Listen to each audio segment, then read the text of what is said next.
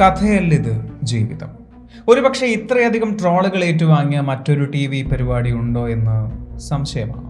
അമൃത TV-യിൽ 2010 മുതൽ 2020 വരെ നീണ്ട 10 വർഷത്തിനുള്ളിൽ 2000-ൽ കൂടുതൽ എപ്പിസോഡുകളാണ്. മലയാളികളുടെ കഥകളുടെ എപ്പിസോഡുകളാണ് നമ്മൾ കണ്ടു തീർത്തത്. ഇത് കേരളത്തിൽ മാത്രമല്ല, പല നാടുകളിലും പല ഭാഷകളിലും പല പേരുകളിലും അവതരിക്കപ്പെട്ടിട്ടുണ്ട്. തമിഴ്നാട്ടിലെ സീ ചാനലിൽ ഇതേ പരിപാടി അറിയപ്പെടുന്നത് സൊൽവതെല്ലാം ഉണ്മൈ എന്ന പേരിലാണ്. 2009 മുതൽ 2019 വരെയുള്ള 10 വർഷം നീണ്ട 10 വർഷത്തിനുള്ളിൽ അവർ ടെലികാസ്റ്റ് ചെയ്തത് 3500-ൽ കൂടുതൽ എപ്പിസോഡുകളാണ്. 7 സീസണുകളിലായാണ് തമിഴ് മക്കൾ അവരുടെ കഥകൾ പറഞ്ഞു തീർത്തത്. നമ്മുടെ ജേക്കബിന്റെ സ്വർഗരാജ്യം സിനിമയിലെ ജേക്കബിന്റെ ഭാര്യയുടെ കഥാപാത്രം ചെയ്ത ലക്ഷ്മി രാമകൃഷ്ണൻ, നിർമ്മല പെരിയസ്വാമി, സുധാചന്ദ്രൻ എന്നിവരെല്ലാം ഈ പരിപാടിയുടെ അവതാരികമാരായി അവതരിച്ചിട്ടുമുണ്ട്. പറഞ്ഞു വരുന്നത് 2012-ൽ ഈ പരിപാടിയിൽ വെച്ച് നടന്ന ഒരു സംഭവത്തെക്കുറിച്ചാണ്. വെറും സംഭവമല്ല, ആ പരിപാടിയിലെ ഒരു എപ്പിസോഡിൽ വെളിപ്പെട്ട ഒരു ഭീകരമായ കൊലപാതകത്തെക്കുറിച്ചാണ്. 2012 മെയ് 15-ാം തീയതി രാവിലെ സീ ചാനലിലേക്ക് ഒരു കോൾ വന്നു. അതിനു പിന്നിൽ സതീഷ് കുമാർ എന്ന് പറയുന്ന ഒരു വ്യക്തിയാണ്. അദ്ദേഹത്തിന്റെ ജീവിതത്തിൽ നടന്ന ഒരു വിഷയത്തെക്കുറിച്ചാണ് അദ്ദേഹം ആ ഫോണിൽ പറഞ്ഞത്. അദ്ദേഹത്തോടൊപ്പം ഒളിച്ചോടി പോകുന്ന ഒരു പെൺകുട്ടിയോടൊപ്പം അദ്ദേഹത്തിന് ജീവിക്കാൻ സാധിക്കുന്നില്ല എന്നും അതിന് ആ പെൺകുട്ടിയുടെ അച്ഛൻ സമ്മതിക്കുന്നില്ല എന്നുമായിരുന്നു അദ്ദേഹത്തിന്റെ പ്രശ്നം. എങ്ങനെയെങ്കിലും ജീവിക്കാനുള്ളൊരു സാഹചര്യം ഒരുക്കി തരണമെന്നും അതിനുള്ള നിയമസഹായം നൽകണമെന്നും പറഞ്ഞായിരുന്നു ആ ഒരു കോൾ. 2 ദിവസത്തിന് ശേഷം, കൃത്യമായി പറഞ്ഞാൽ മെയ് 17-ാം തീയതി രാവിലെ സ്റ്റുഡിയോയിലേക്ക് എത്താനായിരുന്നു അവർ പറഞ്ഞത്. അങ്ങനെ അന്നേ ദിവസം രാവിലെ സതീഷ് കുമാറും അയാളോടൊപ്പം ഒളിച്ചോടി പോന്ന ഭാർഗവി എന്ന പെൺകുട്ടിയും സതീഷ് കുമാറിന്റെ അച്ഛനും സതീഷ് കുമാറിന്റെ അമ്മയും സ്റ്റുഡിയോയിലേക്ക് രാവിലെ തന്നെ എത്തി. അല്പസമയത്തിന് ശേഷം ഭാർഗവിയുടെ അച്ഛനും അമ്മയും സ്റ്റുഡിയോയിലേക്ക് എത്തി. ഇതുപോലൊരു കേസിൽ സ്വാഭാവികമായും സംഭവിക്കേണ്ട അല്ലെങ്കിൽ സംഭവിച്ചുകൊണ്ടിരിക്കുന്ന കാര്യങ്ങൾ തന്നെയാണ് അന്നും സംഭവിച്ചത്. പെൺകുട്ടിയുടെ അച്ഛനും അമ്മയും ആങ്കറും ചേർന്ന് പെൺകുട്ടിയുടെ മനസ്സ് മാറ്റാനുള്ള ശ്രമം നടത്തി. എന്നാൽ അതിനുശേഷം ആ പെൺകുട്ടി പറഞ്ഞ കാര്യം ഞെട്ടിച്ചത് ആ ഒരു സ്റ്റുഡിയോയിൽ ഉണ്ടായിരുന്ന ആളുകളെ മാത്രമായിരുന്നില്ല, തമിഴ്നാടിനെ ഒന്നടങ്കവും അതിനുശേഷം മനസ്സാക്ഷിയുള്ളവരെ മുഴുവനുമായിരുന്നു. ഒരുപക്ഷെ ഈ ഒരു ക്രൈം സ്റ്റോറി നിങ്ങൾ ഇതിനു മുമ്പേ കേട്ടിട്ടുണ്ടാവും, പക്ഷേ ഇതുപോലെ കേട്ടിട്ടുണ്ടാവില്ല. കയറിപ്പോരും ചങ്ങായിമാരെ ബേപ്പൂർ സുൽത്താൻ്റെ ദുനിയാവിലേക്ക്.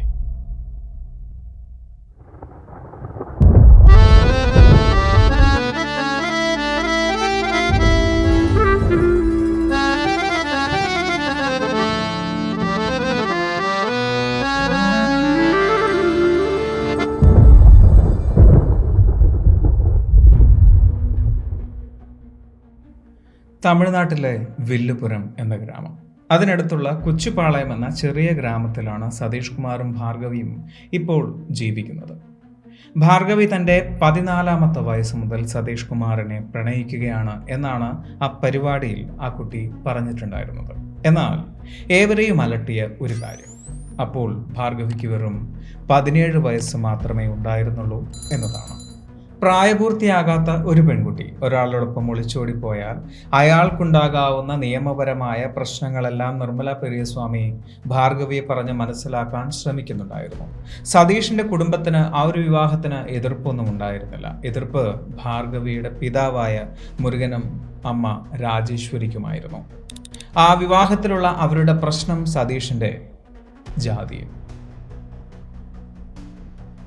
അച്ഛൻ മുരുകന്റെയും അമ്മ രാജേശ്വരിയുടെയും എതിർപ്പിനെ മറികടന്ന് ഭാർഗവി സതീഷിനോടൊപ്പം ഒളിച്ചോടാനുള്ള കാരണം സതീഷിന്റെയും സതീഷിന്റെ കുടുംബത്തിന്റെയും സ്നേഹം തന്നെയായിരുന്നു. അതോടൊപ്പം സ്വന്തം അച്ഛനോടുള്ള ഭയവും വെറുപ്പും.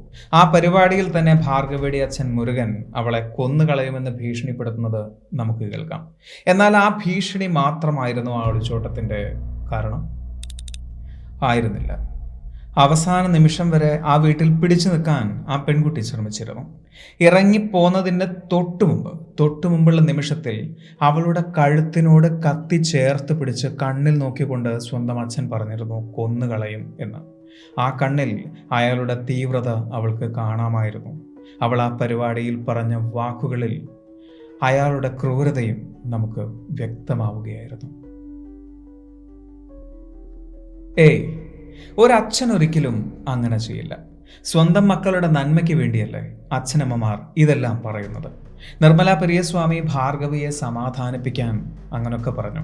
അതിന് മറുപടിയായി ഒരു പുച്ഛത്തോടുകൂടി ഭാർഗവി പറഞ്ഞത്, സ്വന്തം മകൾ പ്രായപൂർത്തിയായ നിമിഷം മുതൽ അവളെ ലൈംഗികമായി പീഡിപ്പിക്കാൻ ശ്രമിച്ചുകൊണ്ടിരിക്കുന്ന ഇയാളാണോ അങ്ങനെ ചെയ്യില്ല എന്ന് നിങ്ങൾ പറയുന്നത്? അത് ആ സ്റ്റുഡിയോയിലുള്ള എല്ലാവർക്കും കിട്ടിയ ഒരടിയായിരുന്നു. അവതാരികയ്ക്ക് ഒന്നും പറയാനുണ്ടായിരുന്നില്ല. അതോടൊപ്പം ഭാർഗവി പറഞ്ഞു, ഇത്തരത്തിലൊരു അനുഭവം ഉണ്ടായപ്പോൾ ഒരു പെൺകുട്ടി ആദ്യം ചെയ്യുന്നതെന്തോ അത് തന്നെയാണ് ഞാനും ചെയ്തത്. എൻ്റെ പെറ്റമ്മയോട് എനിക്കുണ്ടായ അനുഭവം പറഞ്ഞു. എന്നാൽ എൻ്റെ അമ്മ എന്നോട് പറഞ്ഞത്, അത് നീ ആരോടും പറയണ്ട, അതാരും വിശ്വസിക്കില്ല, അത് നാട്ടുകാരറിഞ്ഞാൽ മോശമാണ് എന്നാണ്. മുരുകനും രാജേശ്വരിക്കും ഒന്നും പറയാനുണ്ടായിരുന്നില്ല. പ്രിയപ്പെട്ടവനോടൊപ്പം ജീവിക്കാൻ വേണ്ടി സ്വന്തം മകൾ സ്വന്തം അച്ഛനെയും അമ്മയെയും കരിവാരി തേക്കുകയാണ് എന്നും ഇതാരും വിശ്വസിക്കരുത് എന്നുമായിരുന്നു ആ അച്ഛനും അമ്മയും ആ പരിപാടിയിലിരുന്ന് പറഞ്ഞത്. എന്നാൽ അതോടെ ഭ്രാന്തമായൊരവസ്ഥയിലേക്കാണ് ഭാർഗവി ചെന്നെത്തിയത്. അവൾ പിന്നീടും ഒരു വെളിപ്പെടുത്തൽ നടത്തി. എൻ്റെ അച്ഛൻ കൊല്ലുമെന്ന് പറഞ്ഞാൽ കൊല്ലും, മുന്നെയും കൊന്നിട്ടുമുണ്ട്. ഏറ്റവും പ്രിയപ്പെട്ട ഒരു സുഹൃത്തിനെയും ആ സുഹൃത്തിൻ്റെ മകളെയും കൊന്ന് എൻ്റെ വീടിന് മുമ്പിൽ കുഴിച്ചിട്ടിട്ടുണ്ട് എന്ന്. അപ്രതീക്ഷിതമായ ഒരു വെളിപ്പെടുത്തൽ ആ സ്റ്റുഡിയോയെ നിശബ്ദമാക്കി. അവിടെ ഉണ്ടായിരുന്ന എല്ലാവരും ക്യാമറ കണ്ണുകളും സൂക്ഷ്മമായി നിരീക്ഷിച്ചത് മുരുകൻ എന്ന ആ മനുഷ്യൻ്റെ മുഖമായിരുന്നു. തുടർന്ന് അയാൾ നടത്തിയ പ്രകടനം ആരെയും സംശയം തോന്നിപ്പിക്കുന്നതായിരുന്നു. തൊട്ടുമുമ്പിലിരുന്ന സതീഷിനെ പോയി കെട്ടിപ്പിടിക്കുന്നു, നിങ്ങളുടെ വിവാഹം ഞാൻ നടത്തിത്തരാമെന്ന് പറയുന്നു. മൊത്തമൊരു നാടകീയത. ആ സമയം ഭാർഗവിയുടെ അമ്മ രാജേശ്വരി ചെയ്തത് അവതാരികയുടെ കാലിൽ പോയി വീഴുകയായിരുന്നു. ആ എപ്പിസോഡ് ടെലികാസ്റ്റ് ചെയ്യരുത് എന്നും ഞങ്ങളെ നാണം കെടുത്തരുതെന്നും അവർ പറഞ്ഞു. മുരുകനും ആ ക്രൂവിനോട് അതേ പറയാനുണ്ടായിരുന്നുള്ളൂ. പ്രശ്നങ്ങളെല്ലാം ഞാൻ വെളിയിൽ തീർത്തോളാമെന്നും ഇനി ഇതേക്കുറിച്ചൊരു ചർച്ച വേണ്ട എന്നും പറഞ്ഞ് മുരുകനും രാജേശ്വരിയും സ്റ്റുഡിയോ വിട്ട് പുറത്തേക്ക് പോയി. സ്വാഭാവികമായും ഇങ്ങനൊന്ന് കേട്ടാൽ നമ്മൾ എന്താണ് ചെയ്യുക? പോലീസിൽ വിവരം അറിയിക്കും, അല്ലേ? എന്നാൽ സീ തമിഴ് അങ്ങനെ ആയിരുന്നില്ല ചെയ്തത്. അവർ സ്വയം ഒരു പോലീസാകാൻ ശ്രമിക്കുകയായിരുന്നു. അവരൊരു ടീം സെറ്റ് ചെയ്തു. എത്രയും പെട്ടെന്ന് തന്നെ മുരുകൻ്റെ വീട്ടിലേക്ക് കുതിച്ചു. പാതി വഴിയിൽ വെച്ച് ആ ടീം രണ്ടായി സ്പ്ലിറ്റായി. അതിൽ ഒരു ടീം മുരുകൻ്റെ വീട്ടിലേക്കും മറ്റേ ടീം ഭാർഗവി പറഞ്ഞ മുരുകൻ്റെ ആ സുഹൃത്തിൻ്റെ തിരോധാനം അന്വേഷിക്കാനും പോയി. മുരുകൻ്റെ വീട്ടിലേക്ക് അതിവേഗത്തിൽ കുതിച്ച് സീ തമിഴ് ടീം മണിക്കൂറുകളോളം മുരുകനെയും രാജേശ്വരിയെയും കാത്ത് അവിടെ നിന്നിരുന്നുവെങ്കിലും വേദനയോടെ അവർ മനസ്സിലാക്കി മുരുകനും രാജേശ്വരിയും മുങ്ങിയിരിക്കുന്നു എന്ന്. മുരുകൻ്റെ സുഹൃത്തിനെ അന്വേഷിച്ചു പോയ ടീം ബി ചില സത്യങ്ങൾ മനസ്സിലാക്കുകയായിരുന്നു. അവിടെ നിന്നാണ് രണ്ടാമത്തെ കഥ ആരംഭിക്കുന്നത്. ടീം ബിയുടെ അന്വേഷണത്തിൽ അവർ കണ്ടെത്തി, ഭാർഗവി പറഞ്ഞതുപോലെ മുരുകൻ്റെ ഒരു സുഹൃത്ത് ശേഖരനെയും അദ്ദേഹത്തിൻ്റെ മകൾ ലാവണ്യയെയും കാണാതായിരിക്കുന്നു എന്ന്. അതോടൊപ്പം മിസ്സിംഗ് ആയ മറ്റൊരു വ്യക്തിയെ കൂടി അവർ കണ്ടെത്തി, സിലംബരസൻ എന്ന വ്യക്തി. അതിൽ കൂടുതലൊന്നും അവർക്ക് കണ്ടെത്താൻ കഴിഞ്ഞില്ല. മെയ് മാസം 28, 29 തീയതികളിൽ ഈ എപ്പിസോഡുകൾ ടെലികാസ്റ്റ് ചെയ്യപ്പെട്ടു. അതിന്നും യൂട്യൂബിൽ ലഭ്യമാണ്. അത് കാണാനാണ് നിങ്ങൾ പോകുന്നത് എങ്കിൽ അതിൻ്റെ കമൻറ്റ് ബോക്സിൽ ബേപ്പൂർ സുൽത്താൻ മെൻഷൻ ചെയ്യാൻ മറക്കണ്ട. ഈ സംഭവത്തിൽ പോലീസിന് മാത്രമല്ല നമുക്കും സീ തമിഴ് എന്ന ചാനലിനോട് ഒരു താല്പര്യക്കുറവുണ്ടായേക്കാം. കാരണം ഇങ്ങനൊരു സംഭവം നടന്നാൽ അത് ആദ്യം പോലീസിൽ അറിയിക്കുക എന്നത് ഒരു സാമാന്യ ബോധമാണ്. എന്നാൽ അവർ പ്രയോറിറ്റി കൊടുത്തത് ചാനൽ റേറ്റിംഗിനായിരുന്നു. 12 ദിവസങ്ങൾക്കിപ്പുറം, അതായത് മെയ് 17-ാം തീയതി ഈ വിഷയങ്ങളെല്ലാം അറിഞ്ഞിട്ടും 12 ദിവസങ്ങൾക്കിപ്പുറം ടെലികാസ്റ്റ് ചെയ്തപ്പോഴാണ് തമിഴ്നാടും പോലീസും ഈ ഒരു വിഷയം അറിയുന്നത്. ഈ 12 ദിവസങ്ങൾ കൊണ്ട് എന്തും സംഭവിക്കാം. പ്രതികൾ രക്ഷപ്പെടാം, തെളിവുകൾ നശിപ്പിക്കപ്പെടാം, എന്തും സംഭവിക്കാം. സംഭവം നാട് മുഴുവൻ അറിഞ്ഞതോടെ പോലീസ് സംഭവ സ്ഥലത്തെത്തി. ഫോറൻസിക് ഉദ്യോഗസ്ഥരും പോലീസും എന്തിന് മണ്ണ് മാന്തി തെളിവുകൾ പുറത്തെടുക്കാൻ JCB വരെ സ്ഥലത്തെത്തി. അപ്പോഴാണ് അവരറിയുന്നത് 4 വർഷങ്ങൾക്ക് മുമ്പേ കാണാതായ ശേഖരനെയും മകൾ ലാവണ്യയെയും കണ്ടെത്താൻ വേണ്ടി ശേഖറിന്റെ ഭാര്യ പോലീസ് സ്റ്റേഷനിൽ ഒരു പെറ്റീഷൻ നൽകിയിരുന്നു. ജീവ ശേഖർ 4 വർഷമായി അന്വേഷണം നടക്കുന്നുണ്ട് എന്ന പറച്ചിലല്ലാതെ അവർക്ക് യാതൊന്നും കണ്ടെത്താൻ കഴിഞ്ഞിട്ടുമുണ്ടായിരുന്നില്ല. ഇന്നിപ്പോ വർഷങ്ങൾക്കിപ്പുറം ചുരുളഴിയാൻ പോകുന്നു. ആ പരിപാടിയിലൂടെ തന്നെ ജീവ ശേഖറും ഈ വിവരങ്ങളെല്ലാം അറിഞ്ഞു. അവർ നേരെ പോലീസ് സ്റ്റേഷനിലേക്ക് വന്നു. ഇതിന് പിന്നിൽ മുരുകനായിരിക്കാമെന്ന പോലീസിന്റെ സംശയത്തിൽ അവർ പറഞ്ഞു മുരുകനും ശേഖറും ആത്മാർത്ഥ സുഹൃത്തുക്കളായിരുന്നു എന്നും അവരൊരുമിച്ച് ഒരു കാർപ്പൻ്റർ ഷോപ്പ് നടത്തിയിരുന്നു എന്നും. അങ്ങനെയെങ്കിൽ ഈ ആത്മാർത്ഥ സുഹൃത്തുക്കൾ എങ്ങനെയാണ് ശത്രുക്കളായി മാറിയത്? അവർക്കിടയിൽ എങ്ങനെയാണ് സൗഹൃദം മാറി ശത്രുത വന്നത്? അതായിരുന്നു ഈ കേസിന്റെ രഹസ്യം. ഭാർഗവിയുടെ മൊഴിയിൽ അവളുടെ വീട്ടുമുറ്റത്ത് വർഷങ്ങൾക്ക് മുമ്പുണ്ടായിരുന്ന ഒരു പൊട്ടക്കിണറ്റിലാണ് ഈ മൃതശരീരങ്ങൾ കുഴിച്ചിട്ടിട്ടുള്ളത്. ഇന്ന് അവിടെ മുഴുവൻ മണ്ണിട്ട് മൂടിയ അവസ്ഥയിലാണ്. JCB വന്നു മണ്ണ് മാന്താൻ തുടങ്ങി. അവിടെ മുഴുവൻ മൺകൂനകൾ നിറഞ്ഞു.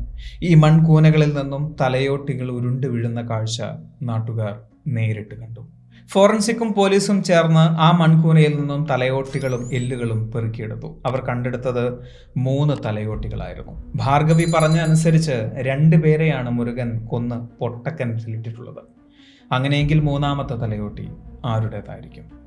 ഇവരോടൊപ്പം കാണാതായ സിലംബരസൻ്റെതായിരിക്കുമോ? സംഭവം അറിഞ്ഞ് സിലംബരസന്റെ അച്ഛനും അമ്മയും പ്രദേശത്തേക്ക് എത്തി. അപ്പോഴേക്കും മുരുകനും രാജേശ്വരിയും ഒളിവിൽ പോയി എന്ന് ഉറപ്പിച്ചു കഴിഞ്ഞിരുന്നു. ഇനി എന്തെങ്കിലും ഒരു വിവരം ലഭിക്കണമെങ്കിൽ മുരുകനെ കണ്ടെത്തണമായിരുന്നു. അതുവരെ കണ്ടെത്തിയ മൃതദേഹത്തിന്റെ അവശിഷ്ടങ്ങളിൽ നിന്നും DNA പരിശോധനയിലൂടെ മനസ്സിലാക്കി മരണപ്പെട്ടത് ശേഖറും ലാവണ്യയും സിലംബരസനുമാണ് എന്ന്. എങ്ങനെയായിരിക്കാം അവർ മരണപ്പെട്ടത്? അന്വേഷണം തുടരും. ജീവ ശേഖറിനെയും സിലംബരസന്റെ അച്ഛനെയും അമ്മയെയും പോലീസ് ചോദ്യം ചെയ്തിരുന്നു. ആ ചോദ്യം ചെയ്യൽ ഈ കേസിലേക്ക് ചെറിയൊരു പ്രകാശം വീശിയിരുന്നു. തമിഴ്നാട്ടിലെ നല്ലാൺ പിള്ളൈ പെട്രാൽ എന്ന പ്രദേശത്തായിരുന്നു ഇവർ ജീവിച്ചിട്ടുണ്ടായിരുന്നത്. സ്വന്തം ഭർത്താവായ ശേഖറിനെയും മകൾ ലാവണ്യയെയും മകളുടെ ഭർത്താവായ സിലംബരസനെയും ഏതാനും ദിവസങ്ങളായി കാണാനില്ല എന്ന പരാതിയായിരുന്നു ജീവാശേഖർ പോലീസ് സ്റ്റേഷനിൽ നൽകിയിരുന്നത്. ആ പരാതിയിൽ സിലംബരസന്റെ അച്ഛനെയും അമ്മയെയും തനിക്ക് സംശയമുണ്ട് എന്നും അവർ നൽകിയിരുന്നു. ലാവണ്യയും സിലംബരസനും പ്രണയത്തിലായിരുന്നു. അവർ വിവാഹം കഴിക്കാൻ തീരുമാനിച്ചിരുന്നു. എന്നാൽ സിലംബരസന്റെ കുടുംബത്തിന് അതിൽ തീരെ താല്പര്യമുണ്ടായിരുന്നില്ല. അവിടെയും കാരണം ലാവണ്യയുടെ ജാതിയായിരുന്നു. നാടോടി വിഭാഗത്തിൽപ്പെട്ട ഒരു പെൺകുട്ടിയായിരുന്നു ലാവണ്യ. എന്നാൽ സിലംബരസന്റെ കുടുംബത്തിന്റെ എതിർപ്പിനെ മറികടന്നാണ് ഈ ഒരു വിവാഹം ശേഖറിന്റെ നേതൃത്വത്തിൽ നടത്തിയത്. അതോടെ സിലംബരസന്റെ കുടുംബത്തിന്റെ ഭീഷണി അവരെ തേടി വന്നിരുന്നു. അതുകൊണ്ട് തന്നെയാണ് ശേഖറിന്റെയും ലാവണ്യയുടെയും സിലംബരസന്റെയും തിരോധാനത്തിൽ സിലംബരസന്റെ കുടുംബത്തിന് പങ്കുണ്ടായിരിക്കാമെന്ന സംശയം ജീവാശേഖർ പോലീസിൽ പറയുന്നത്. എന്നാൽ അന്വേഷണത്തിൽ ഇതിൽ സിലംബരസന്റെ കുടുംബത്തിന് പ്രത്യേകിച്ച് പങ്കൊന്നുമില്ല എന്ന് കണ്ടെത്തിയിരുന്നു. അപ്പോഴും ശേഖറും ലാവണ്യയും സിലംബരസനും എങ്ങോട്ടേക്കാണ് പോയത് എന്ന് അവർക്ക് കണ്ടെത്താൻ കഴിഞ്ഞിട്ടുണ്ടായിരുന്നില്ല. എന്നാൽ ഇപ്പോൾ അത് കണ്ടെത്തി കഴിഞ്ഞിരിക്കുന്നു. പക്ഷേ എന്താണ് അവർക്ക് സംഭവിച്ചത്? എന്താണ് മുരുകൻ ചെയ്തത് എന്നത് കണ്ടെത്തണമെങ്കിൽ മുരുകനെ കണ്ടെത്തണം. ഏതാനും ദിവസങ്ങൾക്കുള്ളിൽ മുരുകൻ നിൽക്കുന്ന ടവർ ലൊക്കേഷൻ പോലീസ് കണ്ടെത്തി. എന്നാൽ മുരുകന്റെ തൊട്ടുമുമ്പിലേക്ക് പോലീസിനേക്കാൾ മുമ്പേ മറ്റൊരു വാഹനം ചെന്നെത്തി. അതിന്റെ വിൻഷീൽഡിൽ പ്രസ് എന്നെഴുതിയിട്ടുണ്ടായിരുന്നു. അതിൽ നിന്നും ചാടിയിറങ്ങിയ 2 പേർ മുരുകനോട് പറഞ്ഞു, എത്രയും പെട്ടെന്ന് നമുക്ക് 3ാമതൊരു എപ്പിസോഡ് കൂടി ഷൂട്ട് ചെയ്യണം. അതിൽ നിങ്ങൾക്ക് പറയാനുള്ള ഭാഗം വ്യക്തമായി നിങ്ങൾ പറയണം, ഇല്ലെങ്കിൽ നിങ്ങൾ കുടുങ്ങും. എത്രയും പെട്ടെന്ന് പോലീസ് ഇവിടെ എത്തുന്നതിന് മുമ്പ് നമുക്ക് സ്റ്റുഡിയോയിൽ എത്തണം. തനിക്ക് രക്ഷപ്പെടാൻ മറ്റൊരു വഴിയുമില്ല എന്ന് തിരിച്ചറിഞ്ഞ മുരുകനും രാജേശ്വരിയും ആ വാഹനത്തിലേക്ക് കയറി. അതിവേഗത്തിൽ സീ തമിഴ് സ്റ്റുഡിയോ ലക്ഷ്യമാക്കി അത് ചീറിപ്പാഞ്ഞു. എന്നാൽ അത് നേരെ ചെന്നത് സ്റ്റുഡിയോയിലേക്കായിരുന്നില്ല, വില്ലുപുരം പോലീസ് സ്റ്റേഷനിലേക്കായിരുന്നു. ആ വാഹനത്തിൽ മീഡിയ പേഴ്സൺസ് എന്ന വ്യാജേന വന്നെത്തിയത് പോലീസുകാരായിരുന്നു. മറ്റൊരൊളിച്ചോട്ടം എന്ന ചിന്ത മുരുകനുള്ളിൽ തോന്നാതിരിക്കാൻ അതിനു മുമ്പേ പോലീസുകാർ നടത്തിയ ഒരു നാടകമായിരുന്നു അത്. അങ്ങനെ മുരുകൻ കഥ പറഞ്ഞു. ആ കഥ തമിഴ്നാട്ടിനെ മാത്രമല്ല, മനുഷ്യ മനസാക്ഷിയെ തന്നെ ഞെട്ടിച്ച ഒരു കഥയായിരുന്നു. മുരുകനും രാജേശ്വരിക്കും 3 കുഞ്ഞുങ്ങളാണ്. 2 ആൺകുട്ടികളും 1 പെൺകുട്ടിയും. അതിൽ മൂത്ത പെൺകുട്ടിയാണ് ഭാർഗവി. അവൾക്ക് പ്രായപൂർത്തിയായ നിമിഷത്തിൽ തന്നെ അവൾ തിരിച്ചറിഞ്ഞു തൻ്റെ അച്ഛൻ മറ്റൊരു രീതിയിലാണ് തന്നെ കാണുന്നത് എന്ന്. സ്വന്തം അച്ഛൻ ഇത്രയും കാലം തന്നെ കണ്ടതും തൊട്ടതുമെല്ലാം മറ്റൊരു രീതിയിലാണ് എന്ന് തിരിച്ചറിയുന്ന ഒരു പെൺകുട്ടിയുടെ മാനസികാവസ്ഥ ഭീകരമാണ്. തൻ്റെ 14-ാമത്തെ വയസ്സിൽ, അതായത് 9ാം ക്ലാസ്സിൽ പഠിക്കുമ്പോഴാണ് ആദ്യമായി തൻ്റെ അച്ഛൻ മറ്റൊരു രീതിയിൽ തന്നെ സ്പർശിച്ചു എന്ന് സ്വന്തം മകൾ പെറ്റമ്മയോട് പരാതിയായി പറയുന്നത്. എന്നാൽ ആ അമ്മ ചെയ്തതോ, നീ പറഞ്ഞത് മറ്റാരോടും പറയണ്ട, ആരും അത് വിശ്വസിക്കില്ല, നീ അയാളെ എതിർക്കാൻ പോവണ്ട, കാരണം അയാൾ കൊന്നുകളയും, അയാൾ കൊല്ലുമെന്ന് പറഞ്ഞാൽ കൊല്ലും, സ്വന്തം സുഹൃത്തിനെയും അയാളുടെ മകളെയും ഒരു ദാക്ഷിണ്യവുമില്ലാതെ കൊന്ന് വീട്ടുമുറ്റത്ത് കുഴിച്ചിട്ടയാളാണ് അയാൾ എന്ന്. മൂന്നാമത്തേതും പ്രധാനപ്പെട്ടതുമായ കഥ ആരംഭിക്കുന്നത് ഇങ്ങനെയാണ്. ശേഖറും മുരുകനും കൂട്ടുകാരായിരുന്നു. അവരൊരുമിച്ച് ഒരു കാർപ്പൻ്റർ ഷോപ്പ് നടത്തുന്നുണ്ടായിരുന്നു. അവരോടൊപ്പം ജോലി ചെയ്തിരുന്ന ഒരു വ്യക്തിയാണ് സിലംബരസൻ. പലപ്പോഴും ഈ കടയിലേക്ക് അച്ഛനെ കാണാനായി ലാവണ്യ വരുമായിരുന്നു. അങ്ങനെയാണ് ലാവണ്യയും സിലംബരസനും പ്രണയത്തിലാവുന്നത്. എന്നാൽ ഒരു നാടോടി വിഭാഗത്തിൽപ്പെട്ട ഒരു പെൺകുട്ടിയെ സ്വന്തം മകൻ സ്നേഹിക്കുന്നതിനെ സിലംബരസന്റെ അച്ഛനും അമ്മയും എതിർത്തിരുന്നു. പക്ഷേ ശേഖരന് ഈ വിവാഹത്തിൽ താല്പര്യമുണ്ടായിരുന്നു. അതുകൊണ്ട് തന്നെ ശേഖരന്റെ നേതൃത്വത്തിലാണ് ലാവണ്യയും സിലംബരസനും വിവാഹം കഴിക്കുന്നത്. എന്നാൽ സിലംബരസന്റെ കുടുംബത്തെ എതിർത്ത് ആ നാട്ടിൽ ജീവിക്കാൻ അവർക്ക് സാധിക്കില്ല എന്ന് തിരിച്ചറിഞ്ഞ ശേഖർ ലാവണ്യയെയും സിലംബരസനെയും മറ്റെവിടേക്കെങ്കിലും മാറ്റാൻ തീരുമാനിക്കുന്നു. പക്ഷേ അയാൾക്കതിന് സാധിക്കുന്നില്ല. അതുകൊണ്ട് തന്നെ ഒരു സഹായത്തിനായി അയാൾ ആദ്യം ചെന്നത് അയാളുടെ ആത്മാർത്ഥ സുഹൃത്തായ മുരുകന്റെ അടുത്തേക്കായിരുന്നു. മുരുകൻ പറഞ്ഞു, എന്തിനാണ് ഭയപ്പെടുന്നത്, എൻ്റെ വീട്ടിൽ താമസിക്കാമല്ലോ എന്ന്. അതായത് നല്ലാൻ പിള്ളൈ പെട്രാൽ എന്ന് പറയുന്ന ഈ ഗ്രാമത്തിൽ നിന്നും ഏതാണ്ട് 35 കിലോമീറ്റർ ദൂരെയുള്ള കൊച്ചിപ്പാളയം എന്ന ഗ്രാമത്തിലാണ് അപ്പോൾ മുരുകൻ താമസിക്കുന്നത്. അങ്ങനെ അവർ മുരുകന്റെ വീട്ടിലേക്ക് താമസം മാറി. ഏതാനും ദിവസങ്ങൾക്കുള്ളിൽ കഥ മാറി മറിയുകയായിരുന്നു. എല്ലാ ദിവസവും സിലംബരസനും മുരുകനും മദ്യപിക്കാൻ തുടങ്ങി. ഒരു രാത്രി മദ്യപിച്ച് മതോന്മത്തനായ മുരുകൻ ലാവണ്യയെ കയറി പിടിച്ചു. സിലംബരസൻ അതിനെ എതിർത്തില്ല. അതിൽ ദേഷ്യം പൂണ്ട ലാവണ്യ അവരോട് കയർത്ത് സംസാരിച്ചു. ശേഖരനോട് കാര്യങ്ങൾ മുഴുവൻ തുറന്നു പറയുമെന്നും ഈ ബന്ധം ഇവിടെ അവസാനിപ്പിക്കുകയാണ് എന്നും ലാവണ്യ പറഞ്ഞു. ആ തർക്കത്തിൽ മുരുകൻ ലാവണ്യയെ കഴുത്ത് ഞെരിച്ച് കൊല്ലുകയായിരുന്നു. ആ കൊലപാതകം സിലംബരസൻ നോക്കിക്കണ്ട് ആസ്വദിക്കുകയും. സിലംബരസനും ലാവണ്യയ്ക്കും ജീവിക്കാൻ വേണ്ടി കുറച്ചധികം സ്വർണവും പണവും ശേഖർ അവിടെ ഏൽപ്പിച്ചിട്ടുണ്ടായിരുന്നു. അതിനെ 2ആയി ഭാഗിച്ചെടുക്കാൻ അവർ തീരുമാനിച്ചു. പക്ഷേ ശേഖർ ചോദിച്ചു വന്നാൽ എന്തു ചെയ്യും? അതിന് ശേഖരനെ കൂടെ കൊല്ലാൻ അവർ തീരുമാനിച്ചു. പക്ഷേ ശേഖരനെ കൊല്ലണമെങ്കിൽ സിലംബരസനും മുരുകനും മാത്രം വിചാരിച്ചാൽ കാര്യമില്ല. അതിന് മറ്റ് 2 പേരുടെ സഹായം കൂടി വേണം. അതിന് മുരുകൻ 2 പേരെ കൂടെ പുറത്തു നിന്നും വിളിച്ചു, തൻ്റെ സുഹൃത്തുക്കളായ മൂർത്തിയെയും മതിയരസനെയും.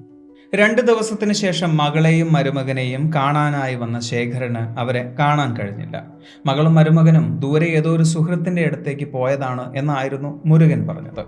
മുരുകൻ ശേഖരനെ മദ്യസേവയ്ക്കായി ക്ഷണിച്ചു. അതിനുശേഷം വിഷം ചേർത്ത മദ്യം നൽകി ശേഖരനെ കൊല്ലുകയും ചെയ്തു. ശേഷം 4 പേർ ചേർന്ന് ശേഖരന്റെ മൃതശരീരം എടുത്ത് പൊട്ടക്കിണറ്റിലിട്ട് മൂടുകയായിരുന്നു. എന്നാൽ സ്വർണവും പണവുമായി രക്ഷപ്പെടാൻ ശ്രമിച്ച സിലംബരസനെ ബാക്കി 3 പേർ ചേർന്ന് കൊല്ലുകയും ചെയ്തു. അങ്ങനെ ഈ 3 മൃതശരീരവും ഇട്ടിട്ടാണ് ആ പൊട്ടക്കിണർ അവർ മണ്ണിട്ട് മൂടിയത്. 2012 തെളിയിക്കപ്പെട്ട ഈ ഒരു കേസ് 8 വർഷങ്ങൾക്കിപ്പുറം 2020 വിധി വരുന്നത്. അതായത് മുരുകന് 3 ജീവപര്യന്തവും കൂട്ടാളിയായ മതിയരസന് 1 ജീവപര്യന്തവും. മൂർത്തി എന്ന സുഹൃത്ത് വിചാരണയ്ക്കിടെ മരണപ്പെട്ടു.